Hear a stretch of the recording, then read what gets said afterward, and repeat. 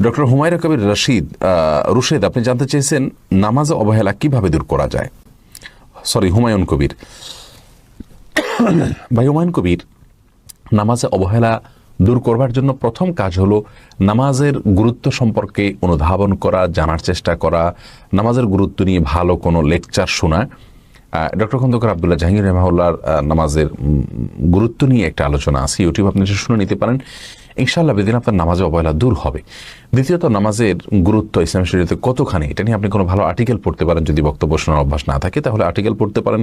ইনশাআল্লাহ বেদিন আপনি যখন জানবেন ইসলামী শরীয়তে নামাজের অবস্থানটা কোন জায়গায়, না পড়লে আমাদের ক্ষতিগুলো কি আর পড়লে লাভগুলো কি, তাহলে ইনশাআল্লাহ নামাজের অবহেলা আপনার দূর হবে। আমাদের জানার ঘাটতির কারণে অনেক সময় অবহেলা হয়ে থাকে।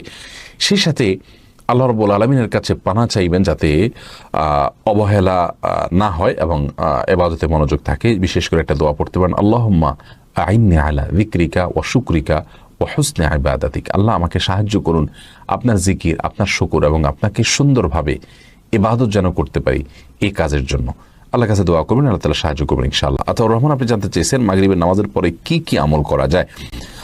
দেখুন, সন্ধ্যার আমলগুলো এগুলো আসরের পর থেকেই করা যায়, মাগরিবের পরে করতে পারেন। আমাদের একটি দোয়ার বই রাসূলুল্লাহ সাল্লাল্লাহু আলাইহি ওয়াসাল্লামের সকাল ও সন্ধ্যার দোয়া ও জিকির নামে, এই বইটাতে আপনি সন্ধ্যার আমলগুলো পেয়ে যাবেন। সেগুলো আসরের পরে মাগরিবের পরে যে কোনো সময় আপনি করতে পারেন।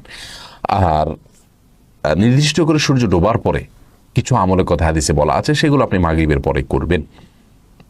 অতএব সেগুলোর পরিমাণ খুবই কম। আর এছাড়া মাগরিবের নামাজের পরে ৫ ওয়াক্ত নামাজের পরে যে জিকিরগুলো আছে সেগুলোতে আপনি করবেন ইনশাআল্লাহ।